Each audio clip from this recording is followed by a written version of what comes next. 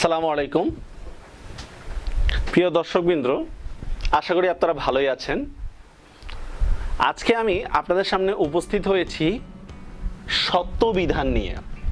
তো আমরা যখন চ্যানেলের প্রথম ভিডিওটা দিয়েছিলাম তখন কিন্তু সেখানে নত্যবিধান নিয়ে আলোচনা করেছিলাম। ওইখানে দেখিয়েছিলাম যে কিভাবে পরিসংখ্যান আকারে নত্যবিধান পড়া যায়। আজকেও কিন্তু তারই ধারাবাহিকতায় সত্যবিধান নিয়ে আমরা আলোচনা করব। তো প্রথমে একটা কথা বলে রাখি, সত্যবিধানের ক্ষেত্রে কিন্তু আপনার অনেকটা নত্যবিধানকে ফলো করা হয়, তবে কিন্তু পুরোটা না, কিন্তু এটা মনে রাখেন। তো কথা না বাড়িয়ে চলুন আমরা সত্যবিধান নিয়ে আলোচনা করি।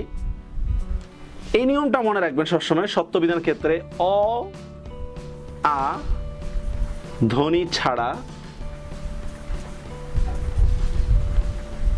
বাকি সব ক্ষেত্রে মূর্ধন্য ষ হয়। আমি আবার বলতেছি, একটু ভালো করে বুঝে নেন। অ আ ধ্বনি ছাড়া, আমি কিন্তু বলছি ছাড়া, কিন্তু বাকি সব ক্ষেত্রে কিন্তু মূর্ধন্য ষ হয়। তো এটা কিভাবে?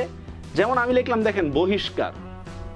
বহিষ্কার, এখন এখানে কোন স দিব বুঝতে পারতেছি না। আচ্ছা, মূর্ধন্য ষই দিলাম। কেন?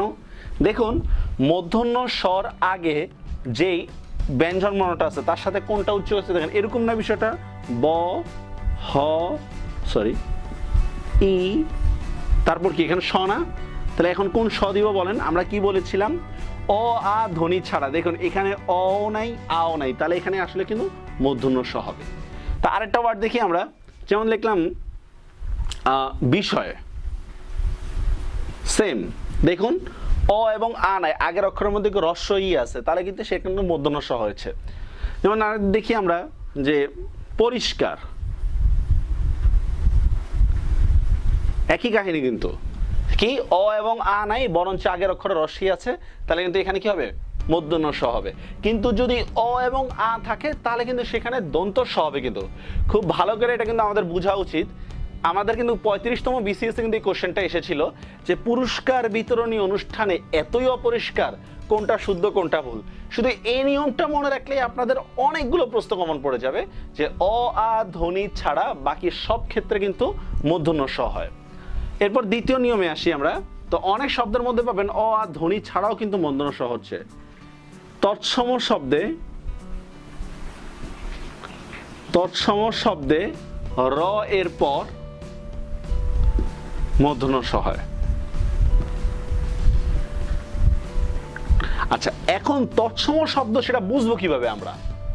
আগে বলে রাখি, এখানে তৎসম শব্দ দ্বারা উদ্দেশ্য হচ্ছে যে শব্দগুলোকে আপনি আর সন্ধি বিচ্ছেদ করতে পারবেন না। অনেকটা এটাকে মৌলিক শব্দ বলতে পারেন, বা আপনার প্রকৃতি প্রত্যয়ের ক্ষেত্রে সংস্কৃত প্রত্যয় বলতে পারেন। যেমন আমি লিখলাম বর্ষা, দেখুন এখানে কিন্তু অ উচ্চারণ আছে, তারপরে কিন্তু এখানে মূর্ধন্য ষ হয়েছে। দেখুন দুইটা বানানোর ক্ষেত্রে দেখুন, আমি লিখলাম বহিষ্কার। তো বহিষ্কারের মধ্যে দেখুন, আপনি যদি এটাকে দুই ভাগে ভাগ করতে পারেন, বহি সন্ধি বিচ্ছেদের শব্দ, এভাবে না?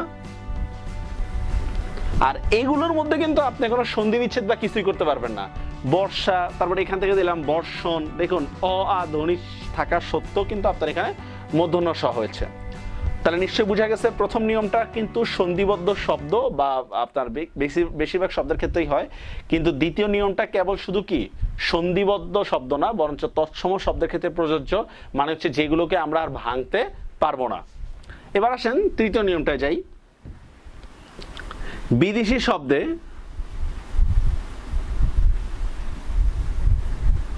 কখনোই মূর্ধন্য ষ হবে না। এটা কিন্তু একেবারে কমন নিয়ম। যেমন দোকানের মধ্যে গেলে আপনি দেখবেন স্টোর বানানটা কিন্তু মূর্ধন্য ষ দিয়ে লেখা, ফটোস্টেট দেখবেন মূর্ধন্য ষ দিয়ে লেখা। তো এই ইস্ট ওয়েস্ট, এইভাবে অনেক শব্দ পাবেন আপনি মূর্ধন্য ষ দিয়ে লেখা। অথচ এই নত্যবিধান বা সত্যবিধানের একটা মৌলিক নিয়ম হচ্ছে এখানে কোনো বিদেশি শব্দ হতে পারবে না। কিন্তু আমরা জানি না, এটা আসলে আমাদের দুর্ভাগ্য যে যারা ভাষার জন্য আমাদের জীবন দিয়েছে তাদের দেশেই থেকে আমরা বাংলায় ভুল করে থাকি। এবার আসেন চতুর্থ নিয়মে আমরা যাই। নত্যবিধানের ক্ষেত্রে আপনাদের নিশ্চয়ই খেয়াল আছে, ট বর্গীয় যুক্ত বর্ণে মূর্ধন্য হওয়ার কথা। সেম এখানে এটাও ট বর্গীয় যুক্ত বর্ণে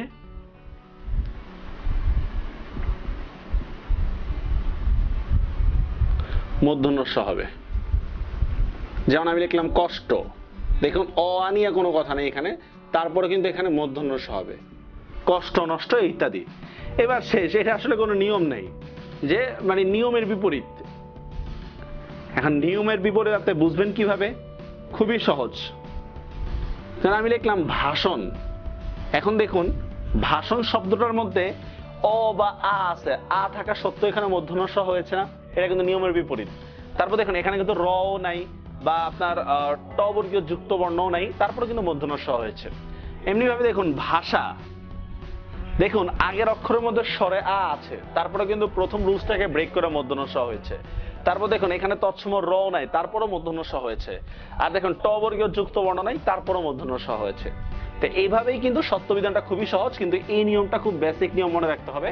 অ আ ধ্বনি ছাড়া বাকি সব ক্ষেত্রেই মূর্ধন্য ষ হয়। তো আশা করি সত্যবিধান সম্পর্কে আপনাদের সব ধরনের কনফিউশন দূর হয়েছে।